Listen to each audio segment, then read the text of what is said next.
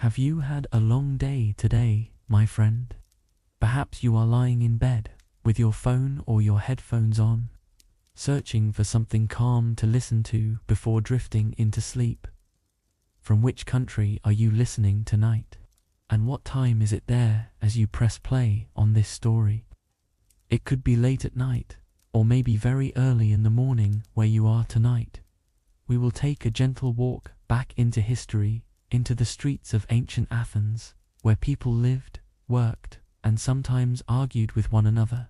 Their world was different, yet in many ways still familiar. Before we settle deeper into this quiet journey, let me gently remind you, if you enjoy stories like this, you can softly tap the like button. You may also subscribe and turn on the bell, so that whenever a new calm history tale arrives, it can find you without effort. No rush, no pressure, just a gentle invitation, like the sound of waves in the distance. And with that, let us step carefully into the world of the ancient Greeks, and see how they handled something we all know too well: disagreements and disputes. Picture a marketplace in Athens, the agora, where voices rise and fall as merchants call out their goods, the sound of sandals brushing the stone floor, the aroma of olive oil, bread, and herbs drifting in the air in the corner. Two men quarrel over a small debt around them. Others shake their heads or whisper quietly.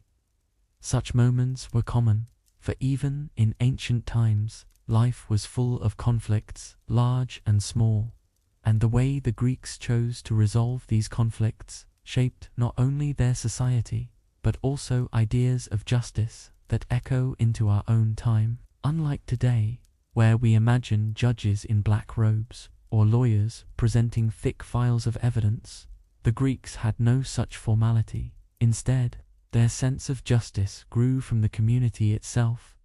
Every dispute was seen as more than just a private matter per tint. It was something that might disturb the harmony of the entire polis, the city-state. If two neighbors argued about land, it wasn't just their problem, it touched the stability of the community around them. And so the responsibility of solving disputes was shared. The idea of shared justice is fascinating. Imagine living in a city where your neighbors, your friends, and even strangers could become part of the decision about your case.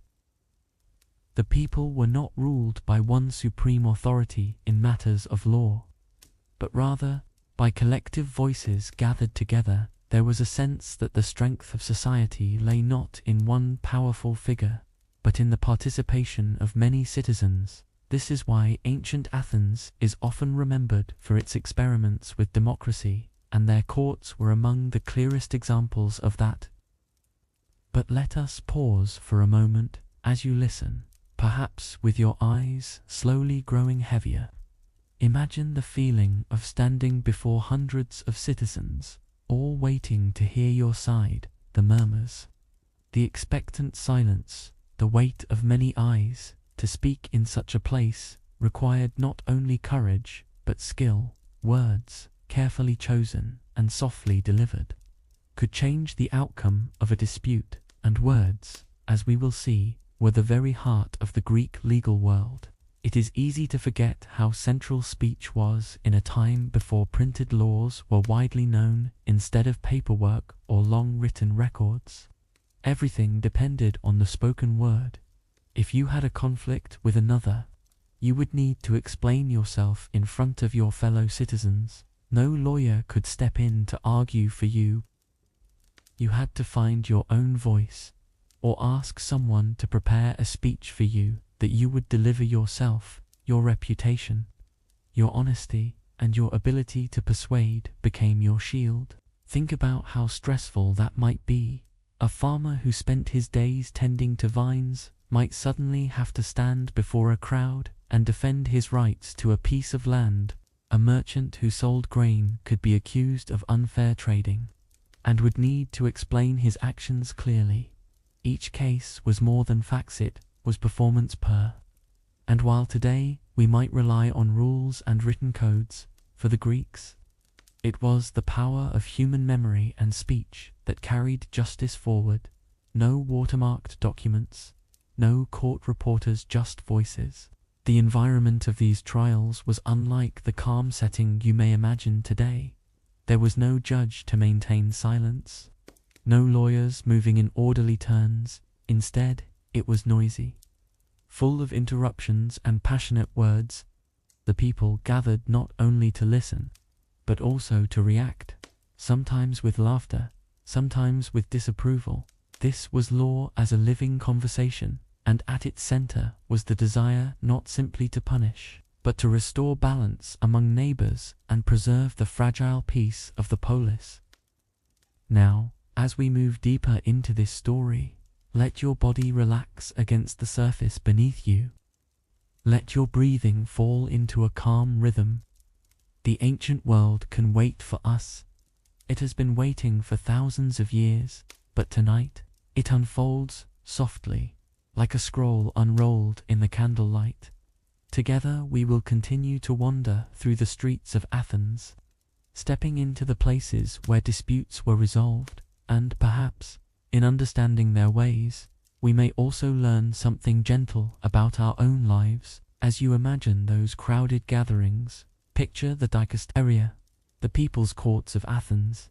These were not small gatherings of judges, but often large assemblies of citizens, sometimes hundreds at a time. They were chosen by lot, so that no one could easily predict who would sit in judgment. Each juror carried the weight of responsibility, knowing their vote could change the fate of a fellow citizen. It was a system that valued participation and fairness, even if imperfect. The many voices of the jury were meant to prevent corruption, and in this way, justice was woven into the life of the city. One curious detail about these trials was how they measured time. Instead of clocks as we know them today, they used a clepsydra, or water clock. Water would drip steadily from one container to another, and when it was finished, the speaker's time was done.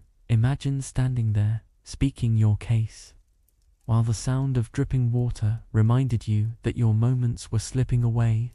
The pressure must have been immense. Yet it ensured fairness, so no one could talk endlessly. Justice, measured not by hours, but by the steady fall of water. When it came to evidence, the Greeks leaned heavily on witnesses. Friends, neighbors, or relatives could testify on your behalf, shaping the impression others had of your honesty. Written contracts existed, but words spoken aloud often carried more weight. Your community's trust in you was your strongest defense. A reputation for fairness could save you, while suspicion could sink your case quickly. In this way, the life you lived day by day mattered just as much as the argument you made in court. The decisions of these juries were final. There was no appeal, no higher authority to turn to. Once the votes were counted, the matter was settled, whether the outcome felt fair or not. This gave their justice system a certain clarity, but also a sense of finality that could feel heavy for those who lost. Yet, to the Greeks, it was necessary to bring disputes to a close, so that the life of the city could move forward without endless quarrels, a society at peace, even if some individuals disagreed with the judgment. Punishments were not always severe. In many cases, fines or restrictions on civic rights were enough. The focus was less on revenge and more on restoring balance. At times, exile could be imposed, removing someone from the community, but this too was seen as a way to protect the harmony of the polis. Justice was not meant to glorify power, but to guard stability, and so, even when difficult, it was tied closely to the health of the entire society. As you rest now, picture the quiet after a trial. The crowd disperses, jurors return to their homes, and the marketplace resumes its hum of daily life. Disputes end, but life continues, with bread to bake, olives to press, and children to raise. For the Greeks, Justice was not separate from ordinary living. It was woven into it. The resolution of conflicts meant that the rhythm of the city could carry on without breaking apart. In the end, justice was about protecting community life more than anything else. And perhaps, as you listen to this history tonight, you notice how words shaped everything. No weapons, no violence, just voices rising and falling in a crowded hall. The Greeks believed that dialogue could preserve their society, and in a way, this idea feels timeless, even now, when disagreements arise. It is often words that hold the power to calm or to inflame, and when spoken with care, they can bring peace, just as they once did in Athens so long ago. Let your thoughts drift gently as we close this first segment. The voices of ancient citizens fade into the background, replaced by the quiet rhythm of your own breathing. The streets of Athens grow distant. Like a memory slipping away, what remains is the lesson of how people once chose to solve their disputes, not through endless fighting, but through conversation, shared judgment, and acceptance of outcomes. It is a reminder that even the past can whisper gentle guidance into our present lives, and tonight, those whispers may guide you into sleep. Before we move on to the next chapter of this story, perhaps you might reflect for a moment. If you lived in that time, how would you feel about standing before hundreds of your peers? Would your voice carry strongly, or would you find yourself quiet, searching for the right words?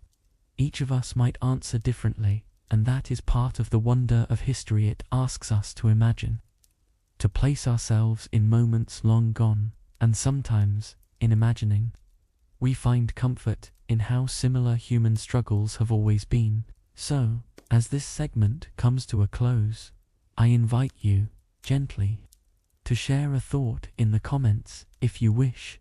Perhaps tell us where you are listening from tonight, or what hour of the evening it is in your corner of the world. Maybe share what part of this story felt most calming, or simply leave a word to let us know you are here. Your voice, like those ancient citizens, becomes part of the conversation, and in this quiet community, we continue to learn, reflect, and rest together. Until then, let your eyes close softly, and let sleep come, like the steady drip of the ancient water clock.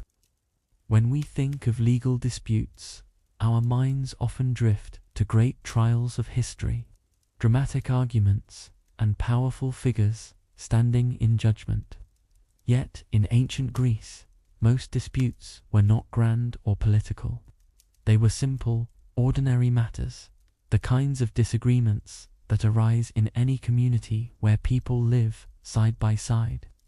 A boundary stone placed a few feet too far, a loan not returned on time, or an argument about property passed from one generation to the next. These were the matters that most often found their way into the courts of the city. Imagine two neighbors in a village outside Athens, standing beneath the shade of an olive tree. They argue over the narrow strip of land between their homes, each claiming it belongs to their family. To us, it might seem a small issue, yet, for them, that land could mean more food, more security, more pride. Such disputes were rarely left to linger. They were brought before others, not only to settle the question of ownership, but also to protect the peace of the community around them. Merchants too often found themselves at the center of disputes. A ship arrives at the port of Piraeus, carrying goods from distant lands, and one trader accuses another of failing to deliver a promised shipment.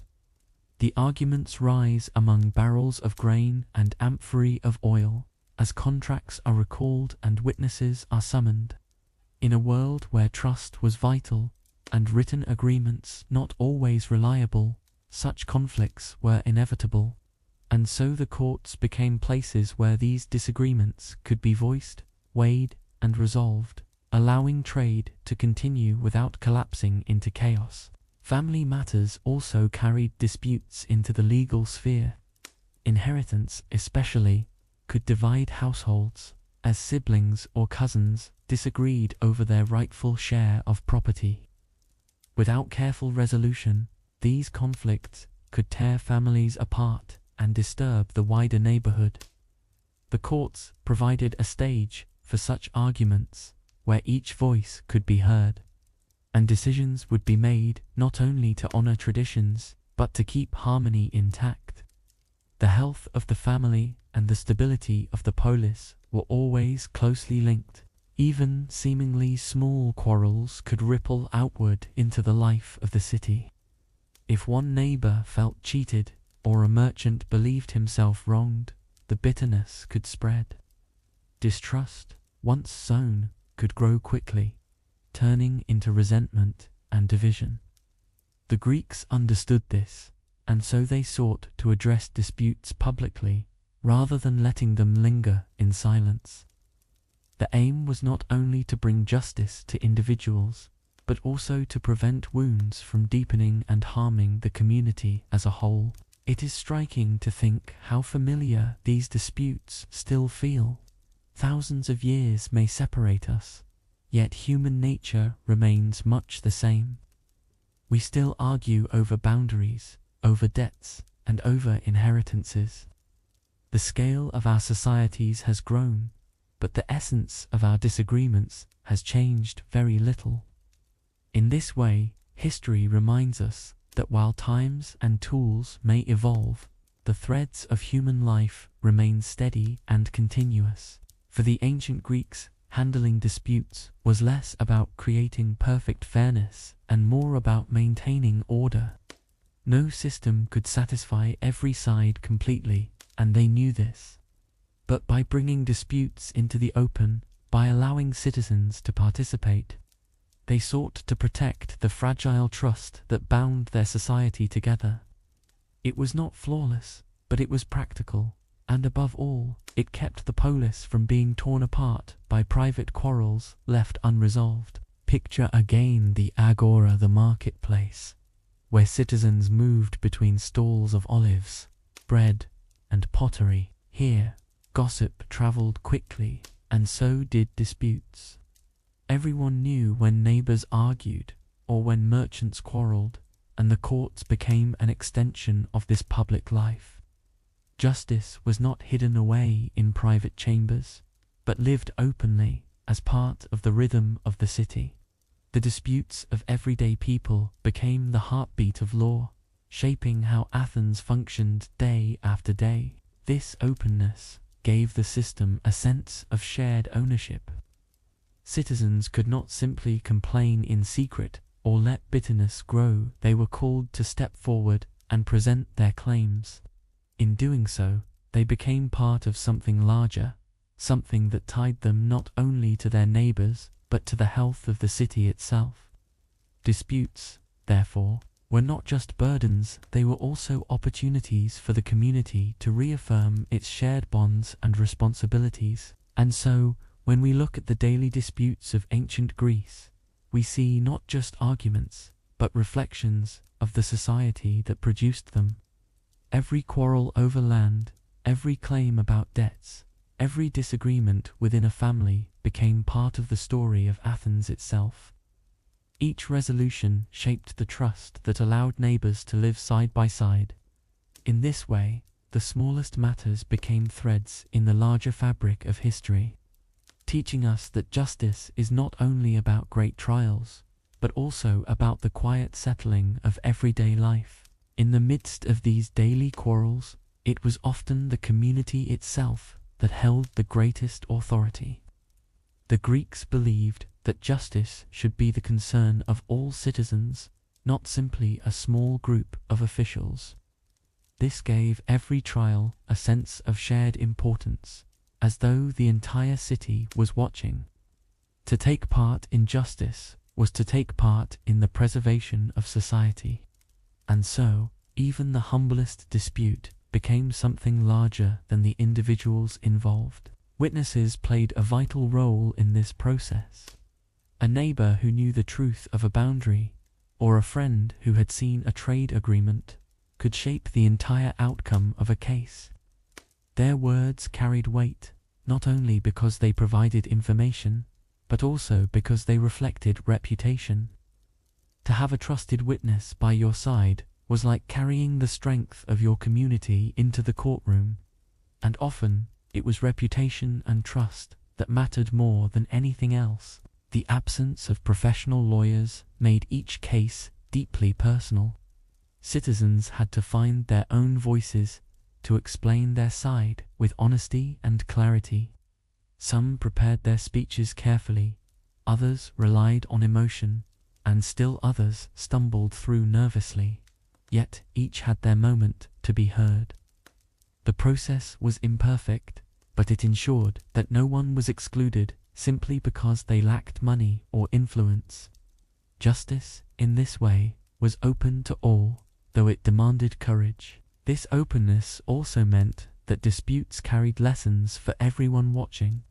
The crowd of jurors and onlookers did not only decide outcomes, they also absorbed the examples. They saw how words could protect, how dishonesty could be exposed, and how disputes could be ended with finality.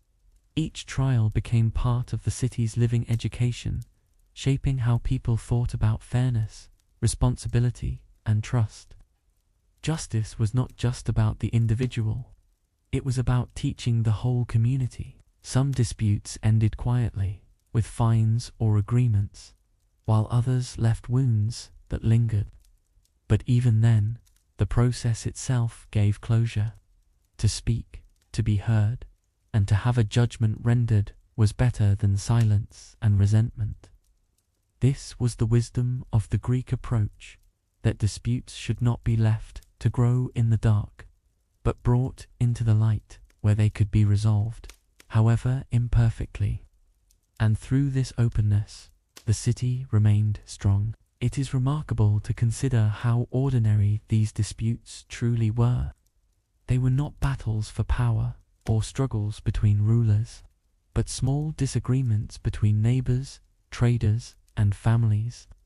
And yet, in resolving them, the Greeks built one of history's earliest systems of citizen-based justice. From ordinary lives, extraordinary ideas of fairness were born. It is a reminder that even the most common quarrels can shape the future when addressed with care and attention. For us, lying here tonight and listening to this story, there is a comfort in knowing that humans have always wrestled with the same challenges. Property, debt, inheritance, misunderstandings, these are timeless concerns, and just as the Greeks sought to resolve them with words and community, we too continue to look for balance in our own societies. The details change, but the human desire for fairness remains. It is this thread of continuity that ties us to the past. As the jurors cast their votes, as the crowd disperses, Athens returns to its daily rhythm. Children run through the streets, women carry baskets from the market, and farmers return to their fields. The disputes of the morning fade into the hum of ordinary life.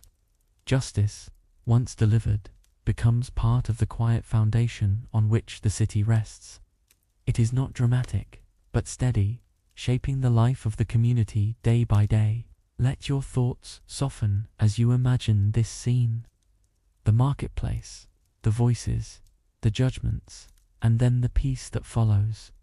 In this rhythm, there is something calming, a reminder that disputes end, and that life carries on, and that within the ordinary, we often find the greatest strength of all.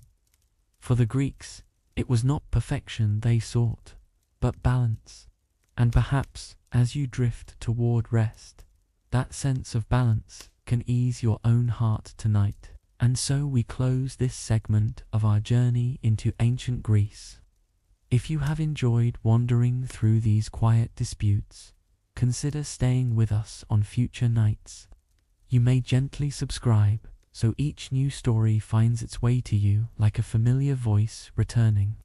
And next time, we will travel to another part of history, to explore the world of soldiers and discipline. A calm look into what was the everyday life of a Roman soldier. Until then, rest well, and let the whispers of history guide you into sleep.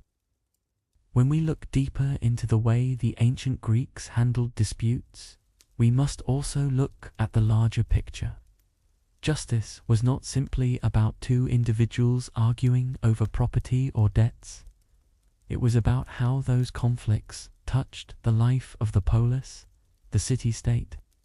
For the Greeks, the community itself was always at the center.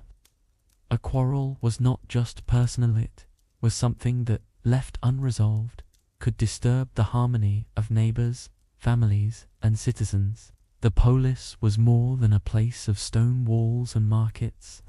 It was the heart of identity, where people found belonging and purpose. To harm the stability of the city was to harm everyone within it. This is why disputes were not left to private settlement alone. The community stepped in to safeguard balance and to remind citizens that their lives were tied together. Justice, therefore, was a shared responsibility, not a private luxury. Imagine for a moment standing in the heart of Athens, surrounded by temples, homes, and the open square of the agora. Every sound of dispute, every argument overheard, echoed through these spaces. If anger spread unchecked, it could fracture trust, weaken alliances, and disturb the peace of the city. To the Greeks, the solution was simple but profound. Disputes must be resolved in ways that served the common good, not just individual gain. In this way, justice became a thread woven into the life of the polis. This sense of shared justice also created accountability. No single ruler held absolute control over legal matters. Instead, groups of citizens took part, making the outcome more transparent and harder to corrupt. The belief was that many voices, together, would produce fairness more reliably than the decision of one. While not always perfect, this approach reflected the Greeks' desire for a society where the weight of justice rested on the shoulders of all. In this, they built something remarkably enduring. It is easy to forget that the Greeks lived in small, close-knit communities. People often knew their neighbors well, and gossip traveled quickly. A dispute between two men could quickly become the talk of the marketplace, shaping opinions and relationships. This closeness meant that private conflicts often carried public consequences. To protect harmony, the polis had to act as mediator, ensuring that quarrels did not turn into divisions that could weaken the bonds of citizenship. For them, justice was both personal and collective at the same time. The collective nature of justice also created a sense of equality. Every citizen, regardless of wealth or birth, was expected to participate in the processes of law. Some did so as jurors, others as speakers, and still others as witnesses. By involving the community, the Greeks reinforced the idea that the law belonged to everyone. It was not a tool of the powerful alone. This belief gave their system a strength that endured, even when it faced challenges. Think of the effects this must have had on daily life. Knowing that disputes would be judged not by a distant authority, but by one's peers, changed the way people behaved. Reputation mattered greatly, for every action might one day be judged by fellow citizens. Honesty, reliability, and trustworthiness were not just private virtues, but public necessities. In this way, the community shaped behavior, and behavior, in turn, shaped the health of the polis. When disputes reached the courts, they were not seen as failures. They were opportunities for the community to reaffirm its values. Each trial reminded citizens of the standards expected of them, and of the responsibility they bore toward one another. The process was as much about teaching and reinforcing lessons as it was about resolving disagreements. Law became a living expression of shared identity, echoing through the voices of the people. It is fascinating to see how different this feels compared to modern systems. Today, law often appears distant, managed by trained professionals and shaped by formal codes. In Greece, it was immediate, personal, and communal. The absence of a single supreme judge made their approach unique. Justice was not separated from daily life, was an extension of it. And so, disputes became opportunities to remind the city of its collective strength. This vision of justice reveals how deeply the Greeks valued balance and harmony. To them, the law was not a shield for individuals alone, but a net that held the entire polis together. When one thread was disturbed, the net had to be repaired quickly, before it unraveled further. The result was a culture where disputes were always seen through the lens of the community. And in this, we glimpse the heart of ancient Greek society, where the city itself became the guardian of peace. The heart of the polis was its people, gathered in assembly or in court, shaping decisions with their voices. When a dispute was brought forward, it was not only about solving a disagreement, but about affirming the shared responsibility of citizens. Every decision reminded them that they were part of something larger than themselves. To speak, to listen, and to judge became acts of citizenship, binding individuals to their community. This gave law a deeply human character, rooted in daily participation. In this way, even small disputes helped define the values of the city. If honesty was rewarded, it strengthened trust. If deceit was punished, it reminded others of the dangers of falsehood. Each case became more than a conflict. It became a lesson written into the memory of the people. The polis was not simply a backdrop, which is an active presence, shaping lives and guiding behavior through its constant attention to balance. Consider how this might feel for the individuals involved. To know that your words would not only settle a private matter, but also influence the thoughts of your neighbors and friends.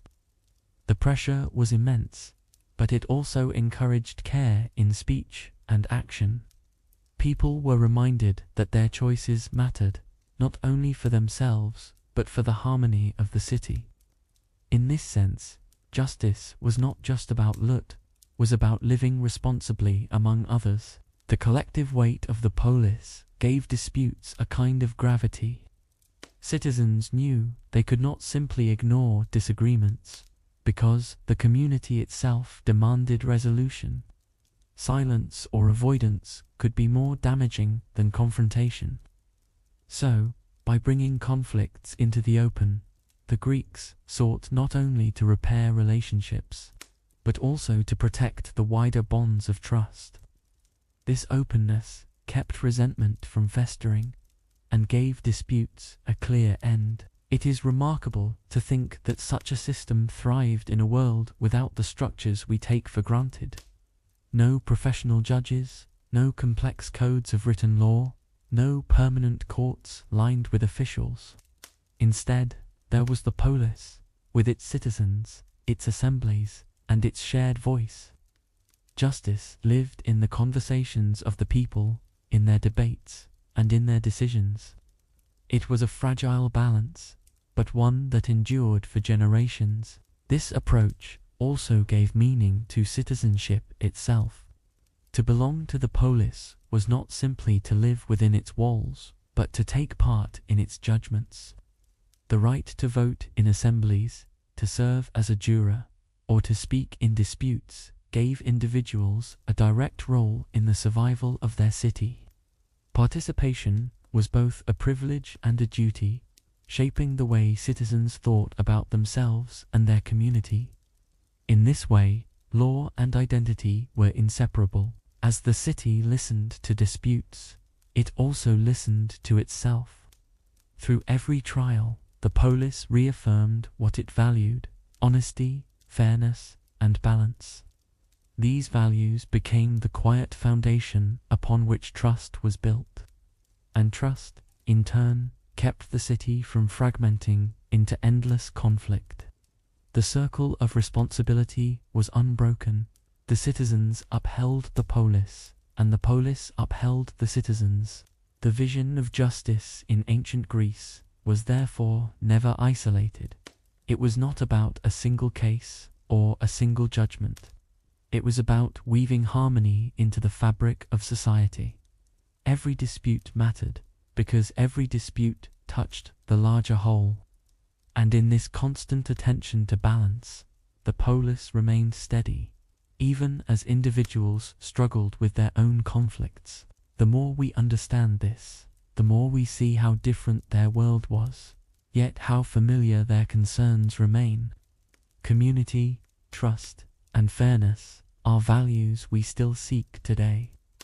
The Greeks remind us that justice is not only about laws written on stone or paper, it is about the voices of people gathered together, willing to listen and decide for the common good. That belief gave strength to their society and still carries lessons for ours. So as this part of the story closes, picture once more the hum of the city, the polis, alive with voices, with disputes, with resolutions, and with the quiet satisfaction of balance restored. Its strength lay not in buildings or walls, but in the shared responsibility of its people, and in their willingness to see every dispute as part of the greater whole. This was the role of the polis, to guard, to guide, and to hold its citizens together in the steady rhythm of life. The heartbeat of Greek justice can be found in the Dikasteria, the people's courts.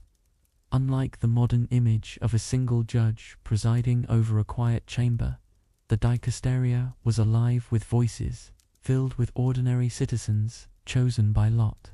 Hundreds could be summoned to serve as jurors, making these courts vast gatherings of opinion and decision. Their presence gave the system a sense of weight and fairness, for no single hand could tip the scales. It was justice through participation, woven directly into the fabric of the city. Being chosen to sit in the Dikasteria was both a duty and a privilege. Citizens were selected randomly, ensuring that the process remained open and unpredictable. Rich and poor alike could be called, and each juror held the same power of vote.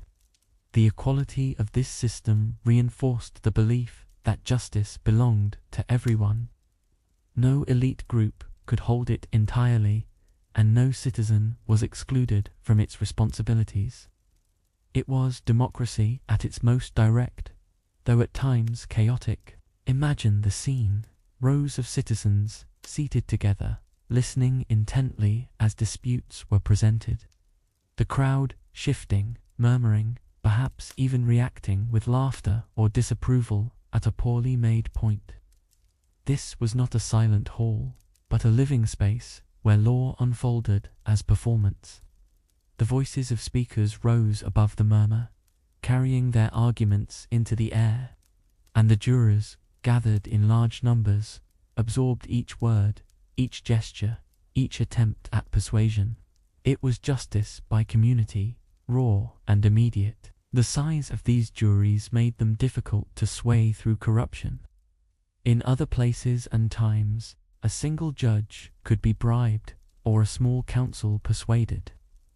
But in Athens, where hundreds of jurors might decide a case, the sheer number created protection against manipulation.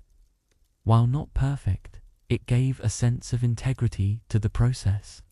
Each individual voice, small on its own, joined together with hundreds of others to create a collective decision that was final and binding. For the speakers, standing before such a large group was daunting. To face dozens, perhaps even hundreds of fellow citizens, all judging your words, demanded courage and skill. The sound of sandals against stone, the hush before a speech began. and the sea of eyes fixed on the speaker created a weight unlike any private conversation. It was a reminder that, in Athens, justice was a public matter, not a private quarrel. Every voice carried, not only to the jurors, but to the larger community that watched and remembered. This collective form of justice gave trials a different rhythm. There was no judge to guide the process, no single authority to declare silence or order. Instead, the rhythm flowed from the arguments themselves and from the reactions of the jurors and the audience. Law was not sealed in books or confined to a chamber.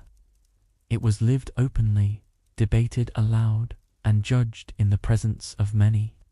In this way, the Dikasteria became one of the clearest expressions of Athenian democracy.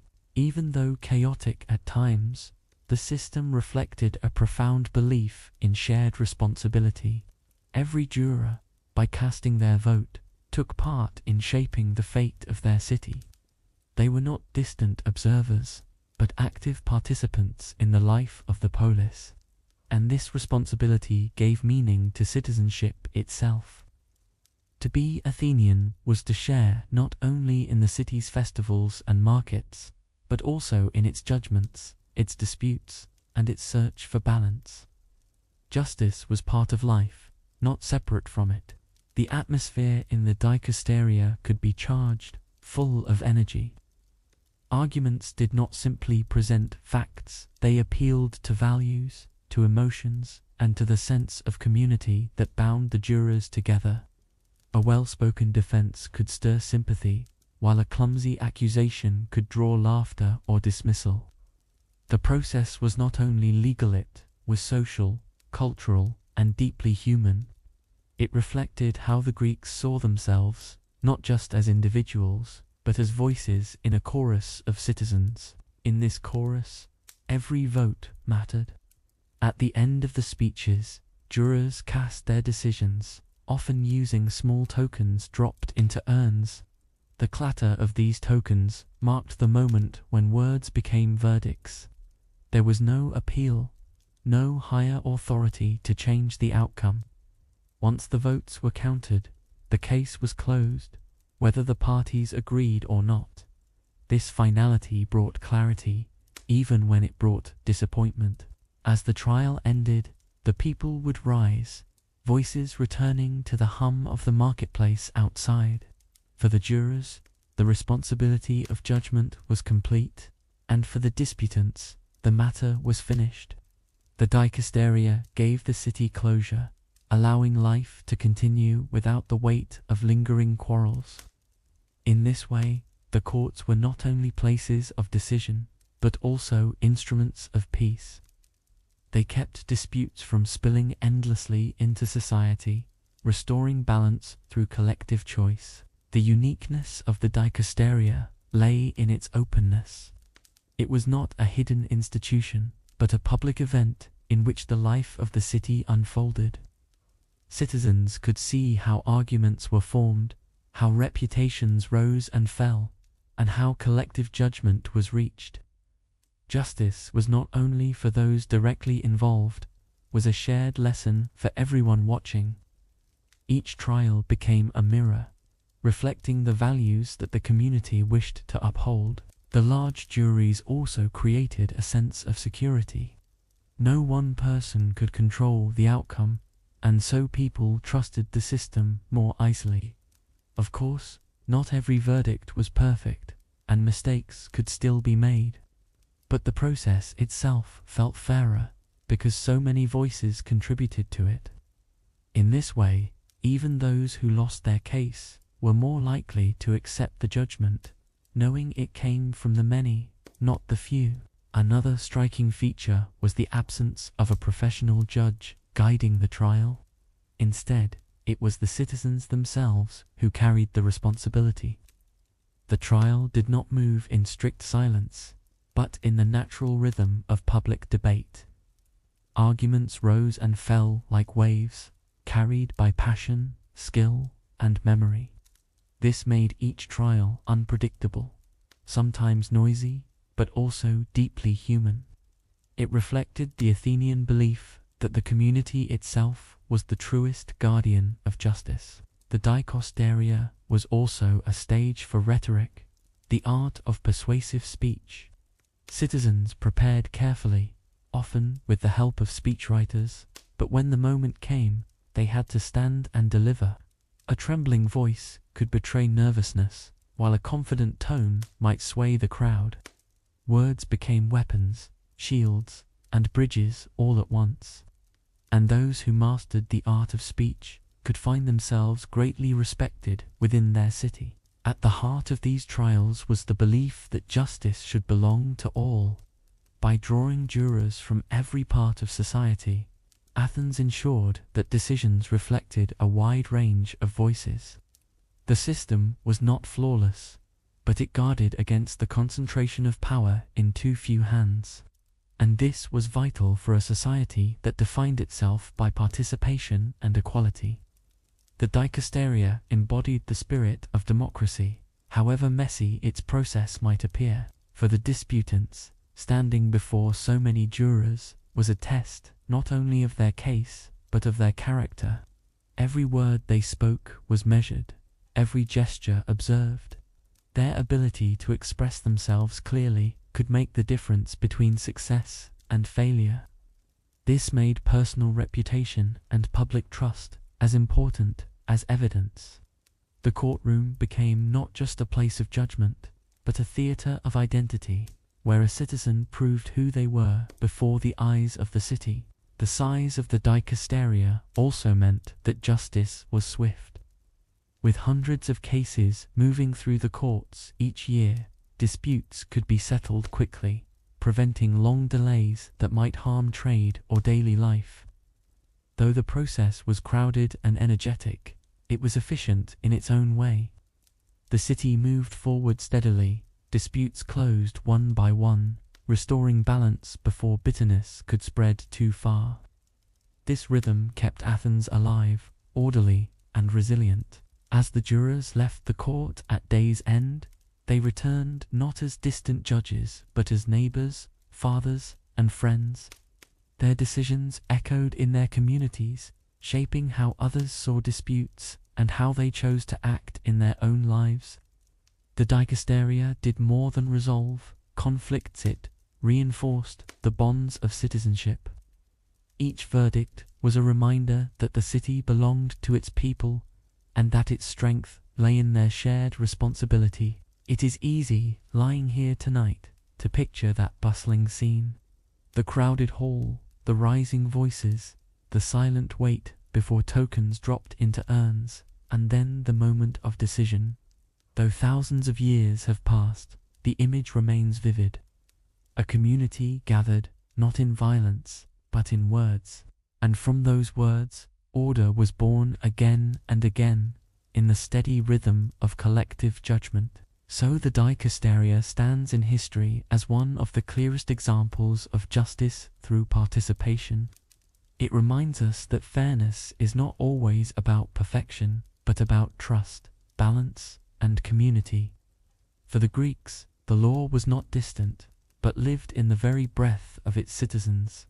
And in that breath, in those countless voices, the life of Athens found its harmony once more. The people's courts were not simply institutions, they were the heartbeat of a society built on dialogue and shared responsibility. In ancient Athens, when the moment of trial arrived, something unusual awaited those who stood to speak.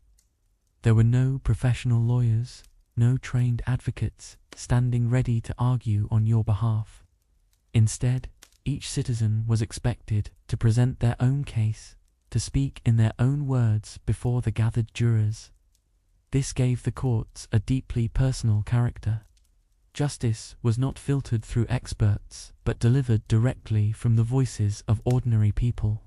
With all their strengths and weaknesses, imagine a farmer who spent his days tending olive trees, now standing nervously before hundreds of jurors, his hands accustomed to soil, not scrolls, his voice trembling as he explained why a boundary stone was wrongly moved. Or a merchant, more confident in speech, appealing to the jurors about a debt owed to him from a trading partner. In each case, the citizen had to transform into their own advocate.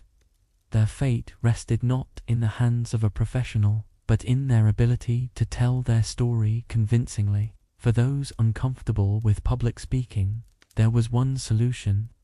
They could turn to a logographer, a skilled writer who would compose a speech for them. Yet even then, the speaker had to stand before the crowd and deliver the words themselves. The jurors listened not only to the argument, but also to the tone, the emotion, and the presence of the speaker. Words mattered, but so did the way they were carried into the air, shaping impressions as much as content itself. This practice placed enormous importance on rhetoric, the art of persuasive speech. In Athens, rhetoric was not merely an academic subject, but a vital skill for survival. A poorly delivered defense could lose a case, while a strong, clear argument could protect one's rights. The courtroom became a stage where citizens tested their ability to persuade. Some flourished, while others faltered, but all were given the same opportunity to speak. Justice became a dialogue between the individual voice and the listening community. The absence of professional lawyers also created a sense of equality. Wealth alone could not guarantee a better defense, since even the richest man had to speak for himself. While some could afford talented speechwriters, delivery still depended on their own presence before the jury. This reduced, though did not remove, the advantage of the wealthy. It reinforced the idea that citizenship carried both rights and responsibilities. To belong to the city was to speak for oneself when the time came.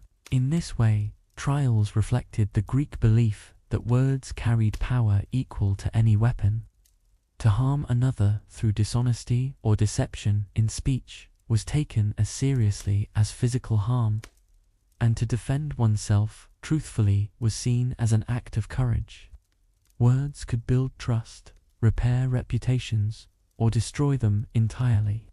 For the Greeks, language was not simply a tool for communication, it was the very substance of justice, the bridge between dispute and resolution. Consider how different this is from our modern systems. Today, legal professionals navigate complex codes, and citizens often step aside, letting others speak in their place. But in Athens, there was no such buffer. To be a citizen meant to carry your own voice into the courts, whether strong or weak. This created a raw honesty, exposing every hesitation, every conviction, every attempt to persuade. Trials became not only about facts, but about character revealed in speech. This personal nature of justice also meant that cases carried a strong emotional weight. A trembling voice might move jurors to sympathy, while an angry outburst could turn them away. The Greeks valued logic, but they also recognized the power of emotion in shaping judgment. Trials were human affairs, filled with all the complexities of speech and feeling, and through this, the community could see not just the dispute, but the heart of the individuals involved. For some, the absence of lawyers was liberating. It gave them the chance to speak directly, without mediation, to let their own words shape their future. For others, it was terrifying, an ordeal they dreaded, knowing their lack of skill could betray them. Yet in both cases, the equality of expectation remained. Every citizen, regardless of birth or wealth, was called to stand before the jury and let their voice be heard. The strength of the system lay in this shared responsibility. As the jurors listened, each speech became a window into the life of Athens itself. Farmers, traders, craftsmen all brought their voices into the court, carrying pieces of their world with them. The disputes they described were personal, but the lessons they carried were communal. The absence of lawyers did not weaken justice, but wove it directly into the lives of citizens. Through their words, Athens judged, learned, and renewed its trust in itself. And in this way, justice remained living, breathing, and deeply human. In the crowded halls of the Dikasteria, the sound of voices filled the air like waves rolling onto the shore. One speaker would rise, pour out their case, and then another would follow, each voice carrying its own weight of fear, hope, or determination. There were no lawyers to smooth the edges or control the flow. It was raw, direct, and deeply personal. This gave trials a texture unlike any modern courtroom, a rhythm of human speech carrying both logic and emotion. The citizens of Athens believed this approach kept the process closer to truth. To hear a man speak for himself was to see his sincerity tested in the open. A rehearsed speech might impress, but nervous honesty could sometimes sway hearts even more strongly. Justice was not only about winning, it was about showing one's character under the gaze of the community. This belief made speech both a burden and an opportunity, shaping the lives of all who entered the court. Even though some citizens hired speechwriters, their delivery remained crucial. The finest words on paper could lose all force if spoken poorly. A weak tone, a slip of memory, or a clumsy pause could undo even the best argument. On the other hand, a simple but heartfelt appeal could leave a lasting mark on the jurors. This balance between preparation and performance made every trial unpredictable, unique, and deeply alive. The absence of lawyers also meant that trials reflected the full diversity of Athens. One day, a wealthy landowner might stand before the jurors, his voice steady and practiced. The next, a modest farmer might stumble nervously through his defense, hoping honesty would outweigh his lack of eloquence. This mixture gave the courts a humanity that could not be scripted. Justice came not from polished performance alone, but from the honest chorus of voices across the city. Rhetoric schools began to thrive because of this system. Young men learned the art of persuasion, not simply for politics, but also for the courts. To be skilled in speech was to hold a kind of power, one that could protect property, defend honor, or secure reputation. Yet, even with training, the test remained daunting. Standing before hundreds of jurors was a challenge no lesson could fully prepare for. It required courage as much as skill, and honesty as much as cleverness. The jurors, too, understood the weight of words. They listened not only to facts, but to the way arguments were shaped and delivered. A clear, calm tone might inspire trust, while anger could raise suspicion. The jurors judged both the content and the manner of speech, balancing logic with instinct. In this way, every case became a study in human character, as much as a dispute over property or debts. Sometimes, this reliance on speech led to frustration. Those less skilled in rhetoric might feel disadvantaged, their truth overshadowed by someone more persuasive. Yet the Athenians valued the openness of the process above its perfection. Every citizen, regardless of their ability, was given the chance to speak and be heard. This openness reflected the belief that justice must be accessible to all, even if the results were uneven.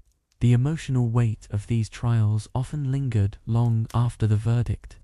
Families, neighbors, and entire communities remembered how someone spoke, how they carried themselves, and how their words resonated. A trial could damage a reputation or strengthen it, depending not only on the outcome but on the performance itself. Speech was more than argument, it was a lasting imprint on the memory of the polis, and so the courts became places where the power of the spoken word was constantly affirmed. They showed that justice was not distant or mechanical, but woven into the living voices of citizens. Every trial, large or small, became part of Athens' story, a reminder that in their society, to speak was to exist, and to persuade was to survive. Through this, the absence of lawyers gave birth to a culture where the voice of every citizen mattered. In the end, the system reflected a profound truth about Athens itself. Justice was not an institution apart from the people, but a living conversation among them. No lawyer stood between citizen and city. Instead, voices rose and fell in the crowded halls, shaping the course of disputes, reputations, and the rhythm of daily life. The Athenians built a society where speech itself was law, and where the courage to speak was as essential as the case being argued. Among the many details of the Athenian courts, one stands out as both unusual and fascinating. The Greeks measured the time of speeches not with the ticking of a clock, but with the flow of water. A device called the clepsydra, or water clock, controlled how long each speaker could present their case. As water dripped steadily from one vessel to another, a citizen's chance to persuade the jury slipped away with each drop. This simple mechanism gave structure to the chaos of public trials. The use of the clepsydra was practical. Without a time limit, speeches could stretch endlessly, exhausting jurors and dragging disputes across hours. By limiting time, every speaker had to choose words carefully, prioritizing arguments that mattered most. The dripping water reminded them that justice was not only about truth, but also about efficiency. The courts could not linger forever on one quarrel, for many others waited their turn to be heard. Picture yourself standing before hundreds of jurors, your heart pounding, and beside you the steady sound of water dripping into a jar. Each drop becomes a reminder that time is finite, that hesitation carries a cost. The jurors wait silently, listening, as the water marks your minutes with perfect indifference. No pleading could earn you more, no wealth could buy you extra. The water clock treated every speaker equally, measuring their words against the same rhythm of falling drops. This equality gave the clepsydra a kind of fairness. A wealthy man and a poor farmer both faced the same limit, their speeches timed by the same trickle of water. In this way, the Greeks sought to protect the courts from domination by the powerful. While skill in rhetoric still mattered, the strict boundaries of time placed everyone under the same rule. Justice was measured not only by voices, but by water flowing silently through clay vessels. The presence of the water clock also brought urgency. Speakers could not wander aimlessly through stories or excessive details. They had to focus, to sharpen their arguments, to make each phrase count. The audience, too, knew that the speech would end when the water ran dry. This created a rhythm, a pulse to the trial, where words and water moved together, shaping the outcome of disputes. In this way, time itself became part of justice. The clepsydra was simple in design. A large clay jar filled with water was set above, with a narrow hole allowing water to flow into another container below. Once the upper jar was empty, the speech ended. Some trials required multiple speeches, and the clock would be refilled for each, but the principle remained the same. Time was visible, audible, and unstoppable. Every case was bound by the same natural flow of water, impartial and steady. This connection to water also gave the trials a certain symbolism. Water was life-giving, flowing through the city in fountains and aqueducts, sustaining fields and families. Here, in the courts, it also sustained fairness, ensuring no one voice drowned out another. Of course, the Greeks knew it was not the water itself that gave justice, but the order it created. The one who created water had also made it a tool of balance, guiding human societies to fairness through its steady flow. The sound of the dripping water must have been unforgettable. In the silence of the courtroom, each drop echoed softly, marking the passage of time more vividly than any bell or clock could. It was both calming and pressing, a sound that urged speakers onward, while also steadying the jurors who listened. For the Athenians, justice was carried not only by words, but by this simple, natural rhythm. The water clock became the heartbeat of every trial. Think of how this might have shaped the psychology of those who spoke. To see time slipping away visibly, to hear it in the soft patter of drops, must have heightened the tension of every case. Some surely rushed, speaking too quickly, while others paced themselves carefully, adjusting their words to the flow. Either way, the clepsydra forced them to be present, to match their speech to the steady passage of water. It was a discipline imposed by nature itself, and so, in Athens, justice was measured not only in arguments, but in minutes, counted drop by drop. The water clock turned trials into performances of balance, where words, time, and community converged. Each case unfolded beneath its quiet authority, reminding all that justice required both fairness and order. The clepsydra was a humble device, yet it became one of the most distinctive features of Athenian law. Through its steady drip, it gave shape to the voices of a city seeking balance. In longer trials, the clepsydra was sometimes stopped when documents were read or witnesses spoke. The flow of water paused, for these moments were considered outside the speaker's control. Then, once the evidence was complete, the clock was restarted, and the rhythm of dripping resumed.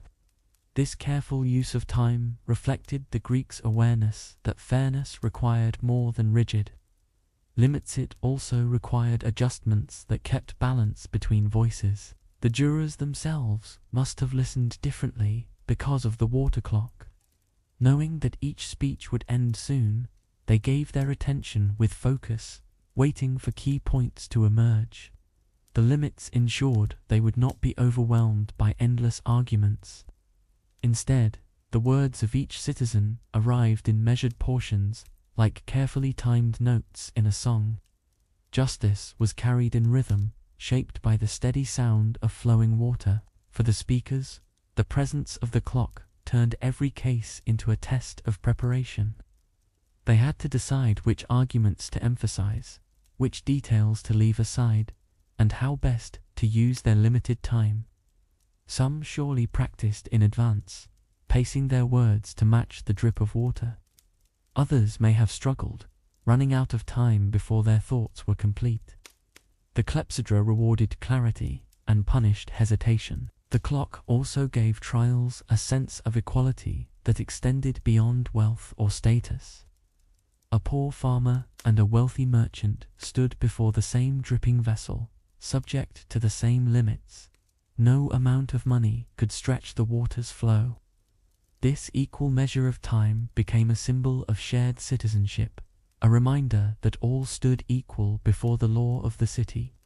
The impartiality of water balanced the unevenness of human power. Though simple, the clepsydra became a symbol of discipline in Athenian life. It reminded everyone that justice was not endless debate, but resolution. Disputes had to be addressed fully, but also efficiently, so the city could move forward. This balance between openness and finality gave Athens a rhythm that allowed it to thrive, even amid constant disagreements. The water clock, steady and unyielding, became part of that rhythm. The device itself was fragile clay jars, simple holes drilled for flow, and hands to refill the water. Yet its meaning carried weight far greater than its form. The Athenians trusted that in this humble object, fairness could be guarded.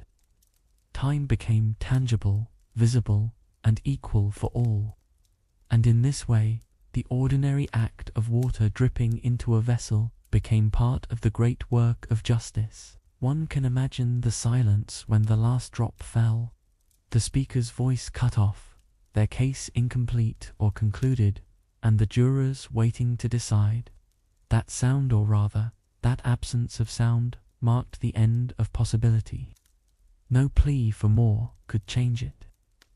The water gave judgment, not by words, but by stopping, declaring the moment over.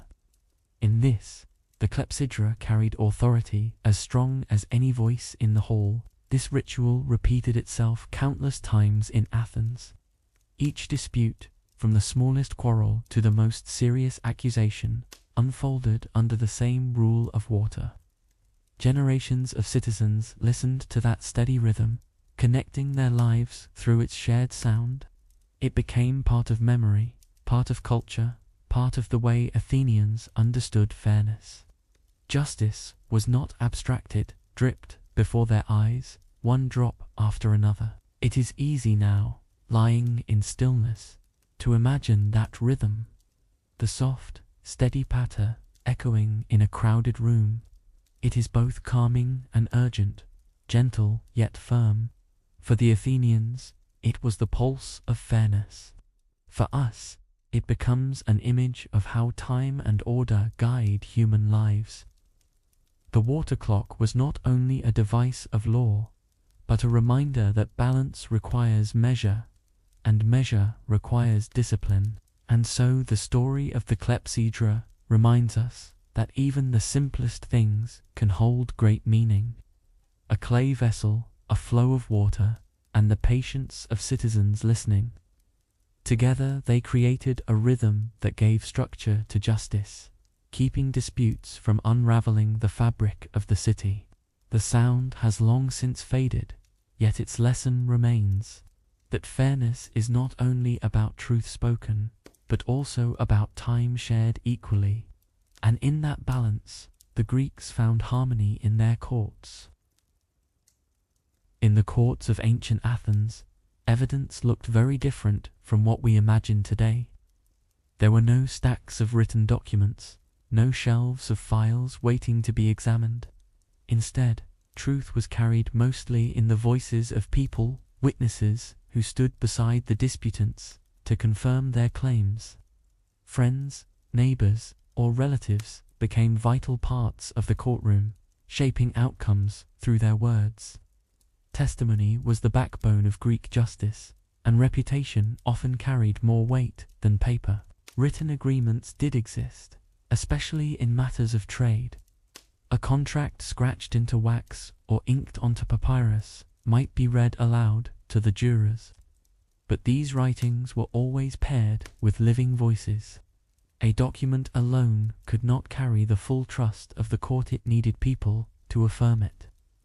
In a society where memory and speech guided justice, writing was useful but never sufficient. It was the combination of words on paper and words spoken aloud that gave strength to evidence. Imagine a farmer disputing a boundary. He brings with him to neighbors who had seen the stone placed years before. Their testimony becomes his defense, far more convincing than any drawn map. Or think of a merchant arguing over a shipment of grain. He produces a contract written at the time, but also calls upon fellow traders to confirm the agreement. The jurors listen, weighing both the written word and the spoken witness, knowing that trust must rest on living memory as well as recorded promise. Witnesses, however, were not always neutral. Friends could be loyal, neighbors could hold grudges, and family ties could complicate truth. The jurors had to decide not only what was said, but also who was saying it. The credibility of a witness often mattered more than the details of their words. A respected citizen's brief statement might outweigh a longer testimony from someone less trusted. Justice in Athens was shaped as much by reputation as by fact. This reliance on witnesses gave the courts a deeply social character. Disputes were not solved in isolation, but in the presence of community. Each case echoed through networks of relationships, drawing friends and rivals into its orbit. The courtroom became not just a place of judgment, but a gathering where the ties of society were displayed and tested. Every witness reminded the jurors that justice was woven through the bonds of daily life. Because of this, reputation in Athens was more than a private matter. It was a form of protection, a shield in times of conflict. A citizen known for fairness, honesty, and reliability could expect others to stand beside them when disputes arose. Meanwhile, one who carried suspicion might find few willing to testify on their behalf. The courtroom revealed the invisible threads of reputation, making them visible before all.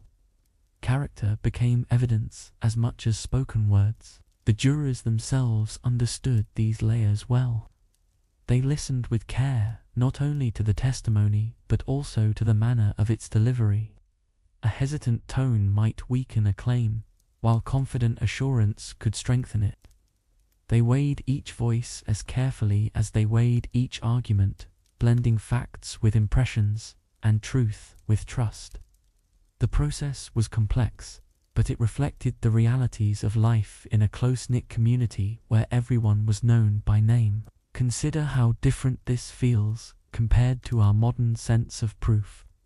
Today, we expect photographs, documents, or expert testimony to settle disputes. But in Athens, it was the human presence, the neighbor, the friend, the trader, that gave weight to justice. The courtrooms became stages where community memory was brought forward. In this sense, trials were as much about relationships as they were about facts. Justice was carried in voices, not machines. This system also meant that evidence could be fragile. Memory fades, loyalties shift, and words could be shaped by emotion. Yet the Athenians accepted this, preferring the living witness to the cold silence of paper. They trusted that the wisdom of large juries could sort truth from deception. By listening to many voices, they believed they could approach fairness, even if perfection was impossible. Justice, to them, was a balance of trust and judgment, and so, the presence of witnesses became one of the most defining features of Athenian justice. Their voices carried the weight of truth, their reputations became shields or burdens, and their words gave structure to every trial. In their society, justice was not abstract, but living, spoken, and shared. To stand in court was not only to argue one's case, but to call upon the voices of community, letting them echo through the halls of the Dikasteria, and through these voices, disputes found their resolution. The role of witnesses gave every trial a texture of familiarity. Jurors did not only hear about abstract rules, but about the lives of people they might know, or people who lived much like themselves. The words carried accents of daily life, of shared experiences in markets, farms, and neighborhoods. In this way, justice was grounded not in distance, but in the closeness of ordinary voices. The truth was woven from memory, reputation, and the courage to stand and speak before many. Sometimes, witnesses came reluctantly. A neighbor asked to testify might prefer to avoid conflict, yet the bonds of community pulled them into the dispute. Their presence reminded everyone that justice was not private, it drew in the city itself.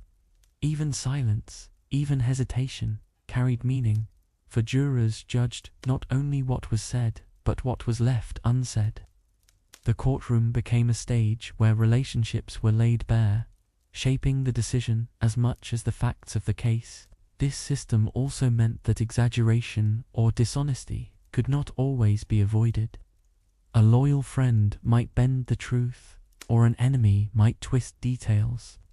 Yet the Athenians believed that large juries could balance these imperfections. With so many ears listening, deception would falter against the weight of collective judgment. Truth was not a single shining object, but a pattern woven from many threads of speech. The wisdom of the community was trusted to sort out falsehoods. Contracts, when they appeared, offered a different kind of evidence. A papyrus scroll or wax tablet was brought forward, read aloud to the jurors, and supported by witnesses who confirmed its origin. The words on the page mattered, but without living voices, they lacked power. The Greeks understood that paper alone could not carry trust. It was people, their honesty, their reputation, their courage that breathed life into written promises. And so, even contracts returned to the realm of human speech. For the disputants, the choice of witnesses was often as important as the argument itself. Who would stand beside them? Whose words would the jurors believe?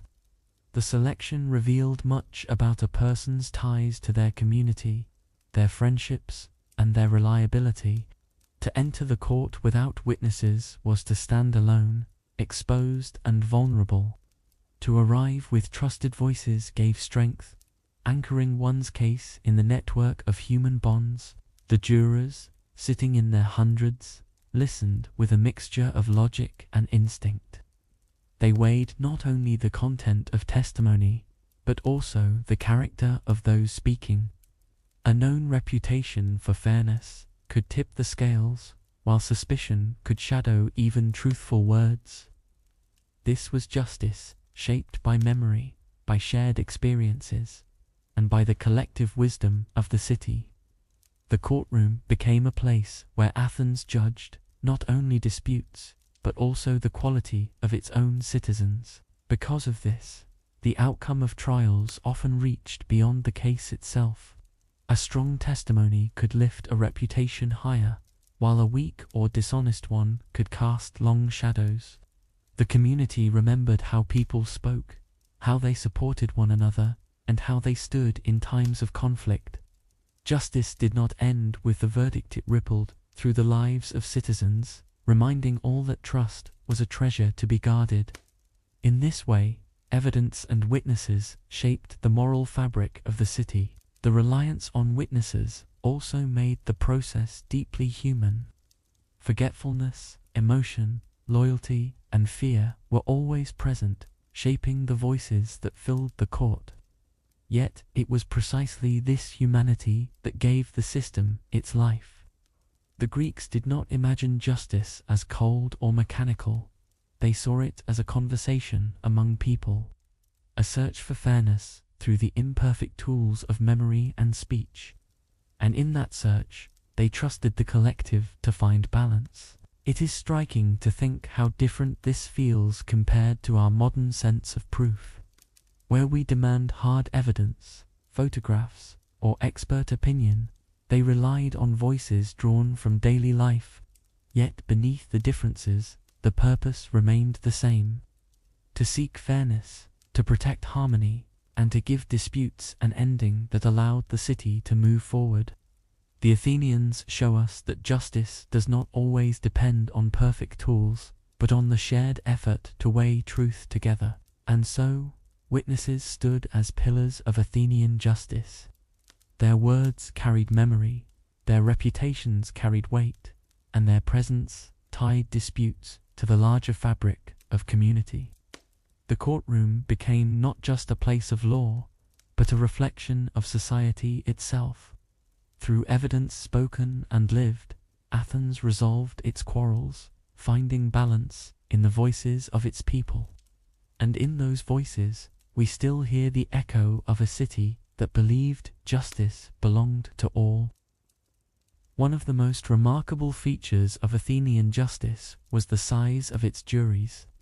Unlike today, where 12 jurors might decide a case, Athens often summoned hundreds of citizens to sit in judgment. Sometimes as many as 500 or more would gather, creating a sea of faces ready to listen and decide. This large number gave their courts a unique atmosphere, a mixture of seriousness, noise, and shared responsibility. The scale of these juries served a practical purpose. With so many involved, corruption became more difficult. It was nearly impossible to bribe hundreds of citizens at once. And so the Athenians trusted that the sheer weight of numbers would protect fairness. The larger the jury, the less influence any single voice could hold over the outcome. Justice was guarded not by one person, but by the many.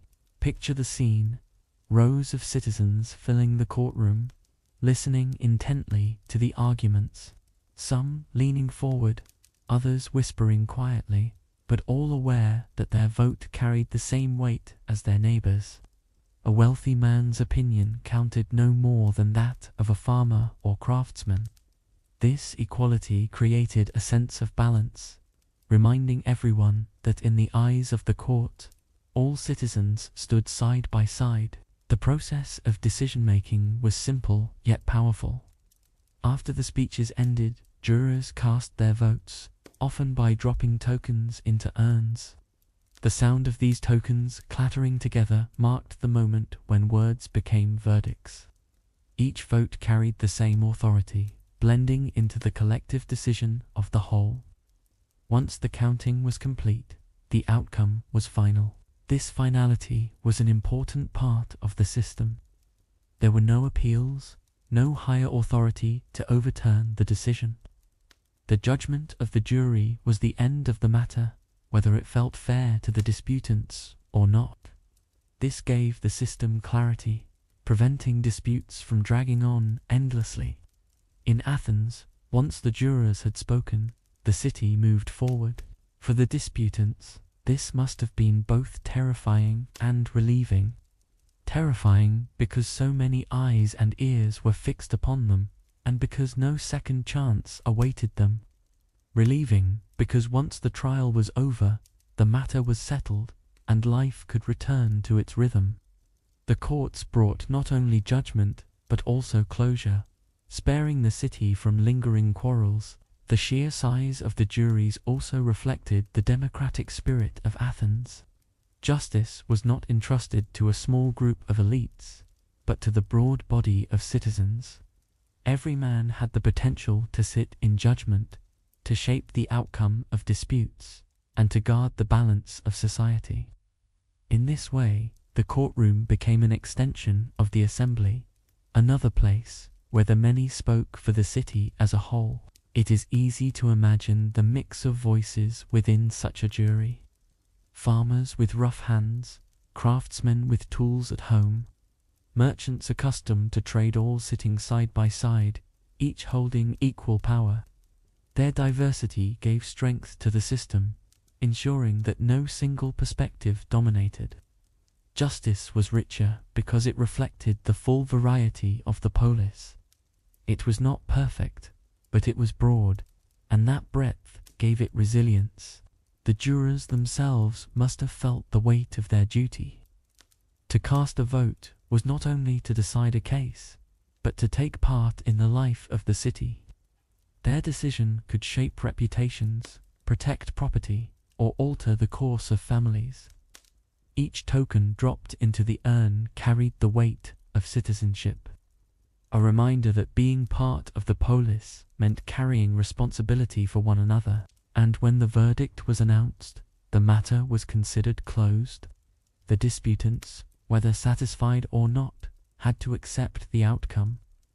The jurors dispersed, the marketplace resumed, and the city continued with its life. The strength of the system lay not in perfect fairness, but in its ability to bring disputes to an end. In this finality, Athens found peace enough to move forward, case by case. The image of hundreds of citizens casting their votes reminds us of the power of collective judgment. Each person might have seen the case differently, yet together they formed one decision, binding the disputants and the city alike. This blending of voices created a sense of legitimacy, for no single hand could steer the outcome alone. The decision was born from the many, and in that, it carried weight. Of course, large juries were not without challenges. With so many voices, confusion could rise, and the atmosphere could become restless. Jurors might react emotionally, swayed by a speaker's tone rather than the facts. Yet the Athenians trusted that the mix of perspectives would balance extremes. In a sea of citizens, no single passion could dominate for long. and truth would emerge from the tide of opinions. The finality of decisions shaped the culture of Athens. People knew that once a trial ended, there was no turning back. This encouraged citizens to prepare carefully, to speak earnestly, and to bring their strongest witnesses. It also meant that society could move forward quickly, rather than being trapped in endless disputes. Justice was not perfect, but it was decisive, and that decisiveness gave Athens stability. The jurors' role went beyond the courtroom. Returning home after a trial, they carried with them the memory of the words they had heard, the arguments they had weighed, and the decision they had helped shape. These experiences influenced their views in daily life, teaching them lessons about honesty, fairness, and trust. In this way, the courts educated citizens as much as they judged disputes. Each case became part of the ongoing conversation about what it meant to live together in harmony. It is fascinating to consider how this system contrasted with others of the ancient world. In many places, rulers or judges alone decided disputes, their word standing as absolute. But in Athens, the people themselves became the court, embodying the democratic spirit of the city. This made their system unique, and though messy at times, it ensured that justice belonged to the community, not to a single authority. The courtroom became a living example of collective power. For those standing trial, the sight of such a large jury must have been overwhelming. A sea of eyes watching, waiting, and ready to decide. Every word spoken carried weight, every hesitation noted. Yet within that pressure was also a strange comfort, for no single juror held the power to condemn or acquit. The decision rested in the balance of many voices, and in that there was a kind of fairness. Even the act of voting carried symbolism. Tokens dropped into urns, each one a small, simple act, yet together shaping the outcome of entire lives. The sound of clay striking clay echoed through the room, marking the moment when personal speech transformed into public decision. It was a ritual, repeated countless times, linking citizens across generations through the shared act of judgment. The tokens were not just objects, they were instruments of democracy. Once the votes were tallied, the case was closed. The disputants, whether relieved or heartbroken, could only bow to the verdict. The jurors dispersed, carrying their decisions back into the rhythm of the city, and the life of Athens moved forward, dispute by dispute, balanced by the choices of its people.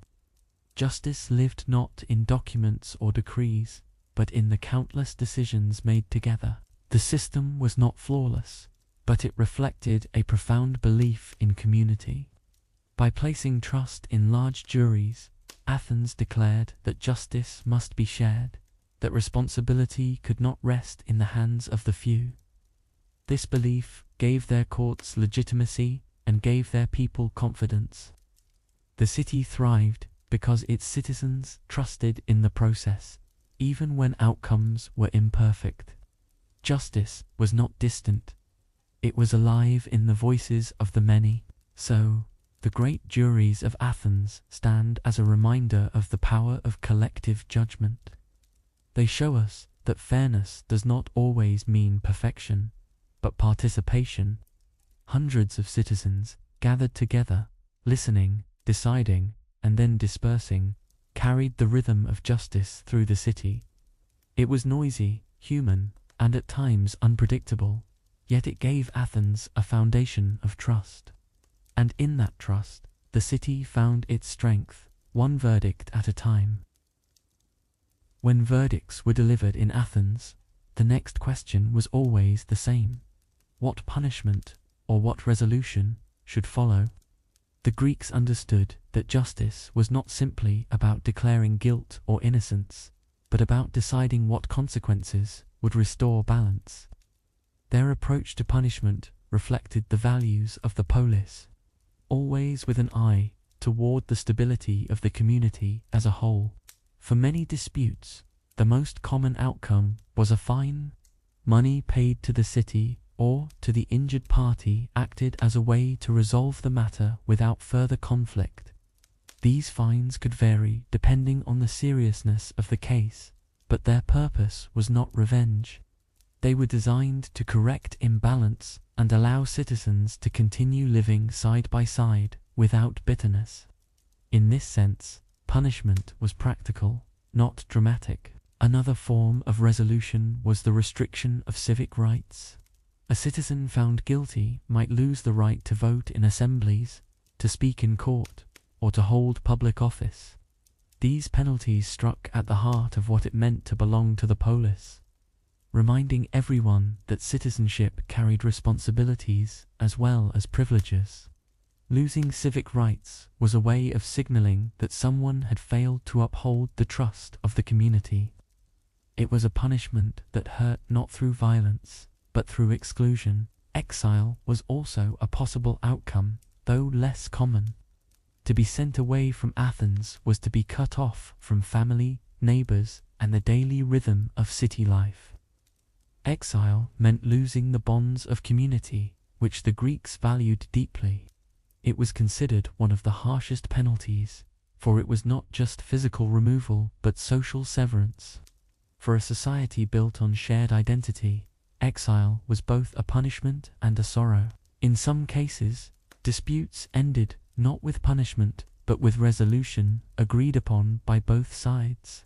Mediation or negotiated settlements were possible, especially in less serious conflicts.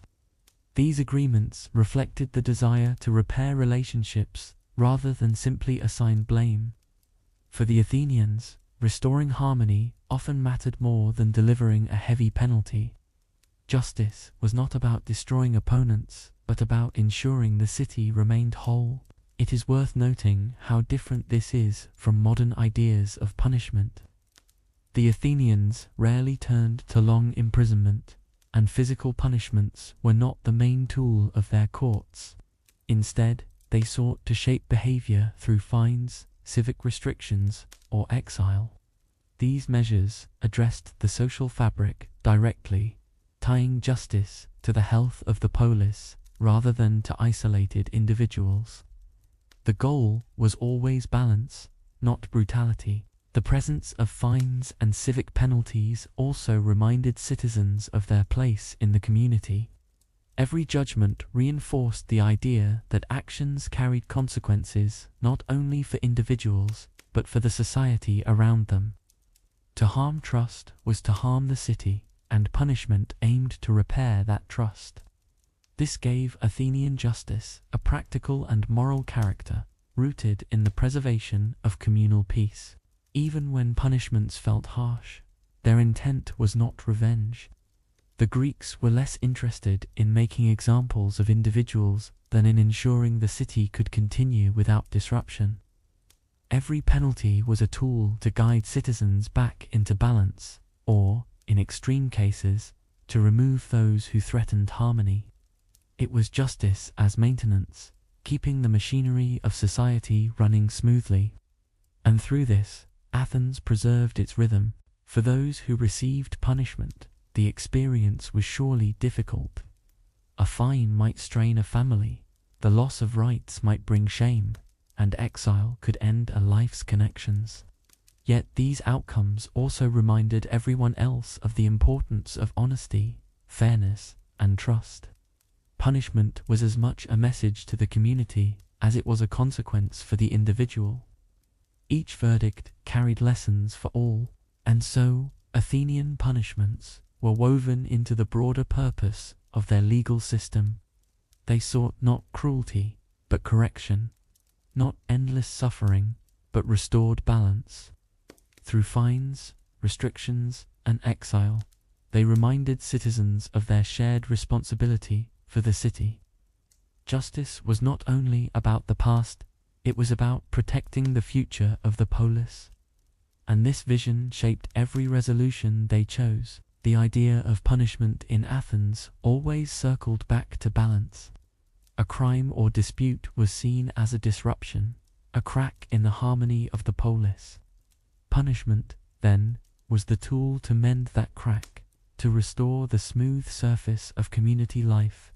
It was not about vengeance, but about repairing what had been broken. This focus gave Athenian justice a sense of practicality that still feels striking today. For minor offences, fines were often enough. The payment not only compensated those harmed but also signaled to the wider city that responsibility had been taken. To pay a fine was to acknowledge wrongdoing, to place value on correction, and to return to society with balance restored. In this sense, money was not only an economic tool but also a social one, carrying the weight of resolution. It turned private harm into public repair. The restriction of civic rights carried deeper meaning. Losing the ability to vote, to speak in court, or to serve in the assembly was more than punishment. It was a reminder of what citizenship meant. In Athens, to be cut off from participation was to feel the loss of belonging. These restrictions reminded citizens that rights and duties were inseparable. To neglect fairness was to risk exclusion from the very heart of the city. Exile, when imposed, marked the sharpest boundary of all. To be sent away was to lose one's place in the web of community, to be cut off from neighbors, friends, and shared identity. Though rare, exile showed the seriousness of maintaining harmony. It was the city's way of protecting itself from those who could not be reconciled. In this, exile was both punishment and protection, a difficult choice for a society that valued unity. Sometimes, punishment also came with conditions for reconciliation. A debt might be repaid, an apology offered, or a relationship mended through mediation. These solutions reflected the Greek desire not simply to punish, but to heal. A case was not always closed with harshness. Sometimes it ended with agreements that allowed both sides to walk away with peace. Such outcomes revealed that even in conflict, the Greeks valued restoration above division. For the jurors, deciding punishment was as serious as deciding guilt. They weighed not only the facts of the case, but the well-being of the polis. Too harsh a punishment could damage trust, while too light a one could invite disorder. Their role was not easy, yet it was essential. Each verdict became a balancing act, an attempt to preserve fairness for the individuals involved and for the city as a whole. The memory of punishments lingered beyond the courtroom. Citizens remembered who had been fined, who had lost rights, and who had been exiled. These outcomes influenced reputation, shaping how people were treated in markets, assemblies, and neighborhoods.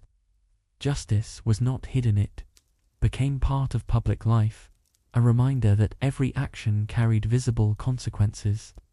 The community itself became the keeper of memory. It is interesting to reflect on how these punishments shaped daily behavior. Knowing that disputes would be heard in public, and that penalties could remove rights or reputation, citizens had reason to act with care. Fear of punishment was less about suffering and more about losing place in the community. This quiet discipline helped maintain trust, guiding citizens to act responsibly even when no trial loomed before them. Punishment shaped not only cases but culture. Through this, Athens built a legal system that valued stability above severity. Punishments were tools to bring life back into balance, not to inflict endless suffering.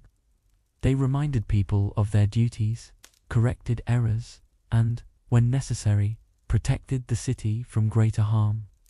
The focus was always on preserving the fragile harmony of the polis, which was seen as the foundation of all life. So, the punishments and resolutions of Athens tell us much about their vision of justice. They reveal a society less interested in harshness and more concerned with maintaining unity. Fines, civic restrictions, and exile were not just penalties, they were messages about the responsibilities of citizenship. They taught that justice was not about destroying lives, but about repairing them where possible. And in that, the Athenians left us a vision of justice as balance, restoration, and shared responsibility. In the end, the justice of Athens rested not on weapons or walls, but on words. Every dispute, every trial, every verdict was carried on the voices of citizens. To live in the Polis was to understand that speech was the bridge between conflict and resolution. The Greeks believed that the act of speaking before others revealed truth, character, and responsibility. Their society was built not only on stones and markets, but on conversations that shaped daily life. Words were more than tools of persuasion, they were instruments of survival. A citizen, unable to defend himself in speech, risked losing property, reputation, or rights. Those who spoke with clarity could protect their families and strengthen their place in the city. Language was not decoration but necessity, woven into the structure of justice itself. It gave ordinary people the chance to shape outcomes, even against powerful opponents. Consider the courage it must have taken to rise and speak. A farmer, a craftsman, or a trader trained as orators stood before hundreds, their future hanging on their ability to explain themselves. The trembling of a voice, the sweat of nervousness, the choice of words all carried weight. These moments showed that justice in Athens was not distant, but immediate, tied directly to the voice of each citizen. Every dispute became a performance of honesty and courage. Because speech carried such weight, the Greeks placed great importance on rhetoric. Schools of rhetoric flourished, teaching young men how to shape arguments, appeal to reason, and stir emotion. Yet even the most carefully crafted words had to be delivered with sincerity. A hollow speech could crumble under the gaze of jurors, while a simple but heartfelt appeal could win trust. Justice was not about elegance alone, but about the union of truth and delivery. This reliance on speech made the courtroom a living stage of democracy. Every voice was heard, every argument weighed, and every citizen given the chance to speak for themselves. There were no intermediaries, no professionals to stand in between. It was raw, human, and imperfect, but it belonged to the people. The Athenians trusted in the ability of many voices, together, to discover balance through dialogue. In such a system, silence carried meaning too. To refuse to speak, or to falter before the jurors, was to risk being judged, not only for one's case, but for one's character. The absence of words could feel as powerful as words themselves, leaving impressions that lingered beyond the trial. This gave every citizen a reason to prepare, to reflect, and to find their voice when the moment arrived. Justice demanded participation, not withdrawal. The reliance on speech also shaped the culture of Athens beyond the courtroom.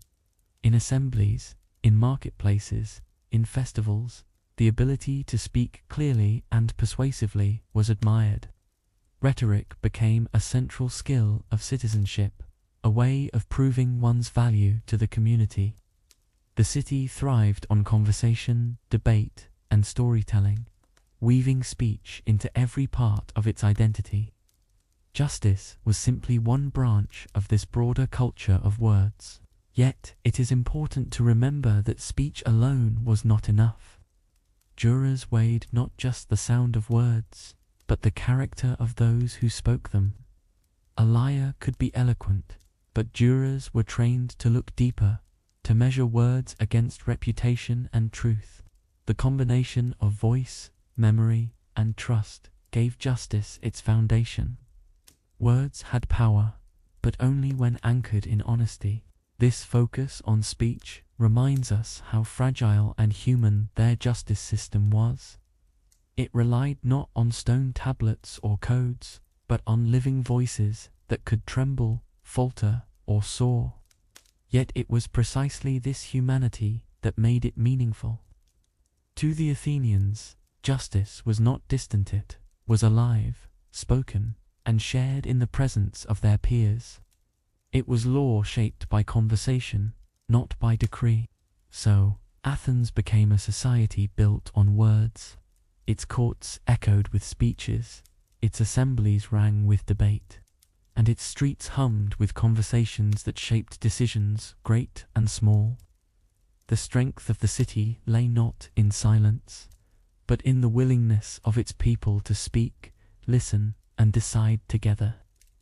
Through words, disputes ended, balance returned, and trust was renewed.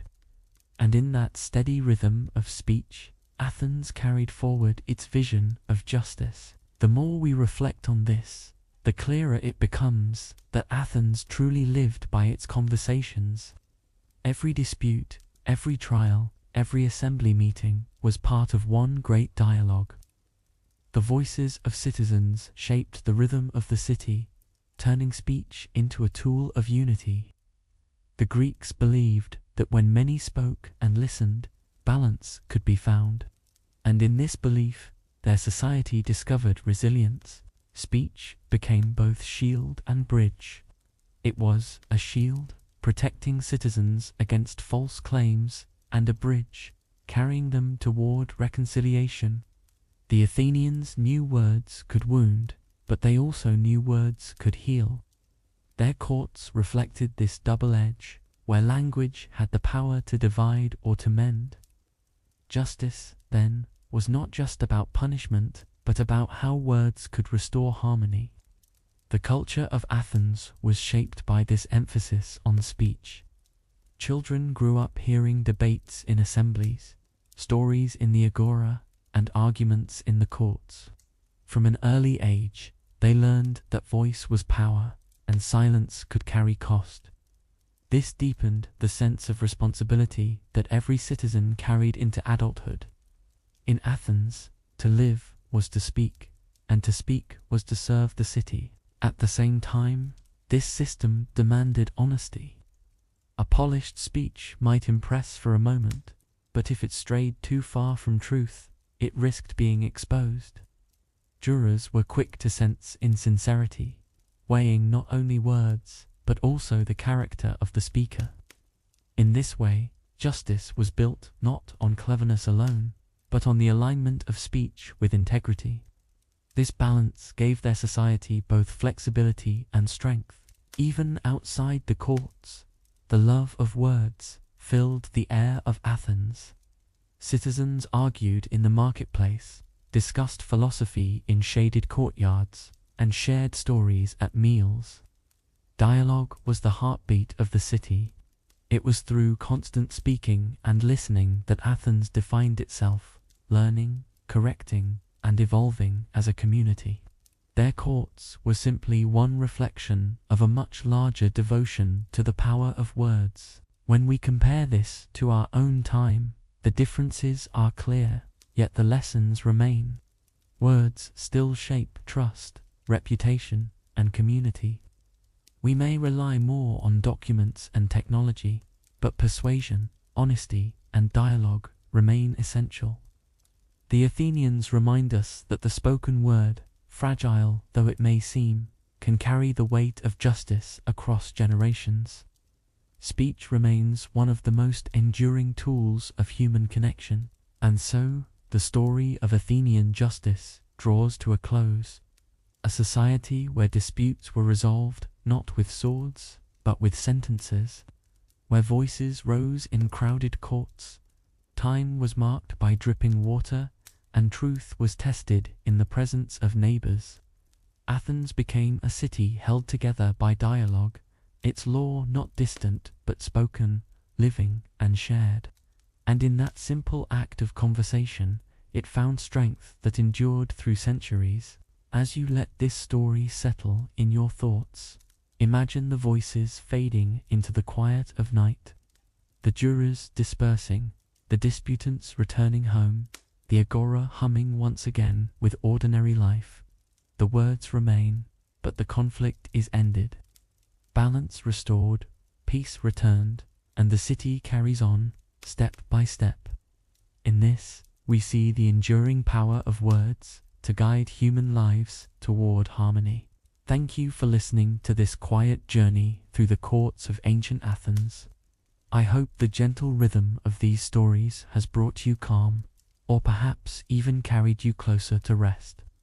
History, after all, is not only about battles and rulers, but about the quieter struggles of ordinary people and how they found balance in their world. Their voices, though long faded, still speak softly to us tonight, and in hearing them, we find reflections of ourselves. In our next story, we will leave the courts of Athens and step into a very different world.